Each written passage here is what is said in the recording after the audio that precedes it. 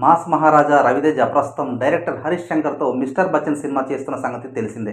ఇదే ఊపులో ఉగాది సందర్భంగా మరో చిత్రాన్ని అనౌన్స్ చేశారు రవితేజ. తన కెరీర్ బెంచ్ మార్క్ చిత్రమైన 75వ ప్రాజెక్ట్ని ఈరోజు ప్రకటించారు. ఈ చిత్రంతో మరో కొత్త డైరెక్టర్ను ఇండస్ట్రీకి పరిచయం చేస్తున్నారు రవితేజ. ఈ సినిమాను దర్శకుడు భాను భోగవరపు తెరకెక్కించనున్నారు. శ్రీ విష్ణు తీసిన సామజవరగమన సినిమాకి ఈయన రైటర్గా పనిచేశారు. ఈ సినిమా అనౌన్స్మెంట్ పోస్టర్ను చూస్తుంటే రవితేజతో తెలంగాణ నేపథ్యంలో సినిమా తీస్తున్నట్లు తెలుస్తోంది.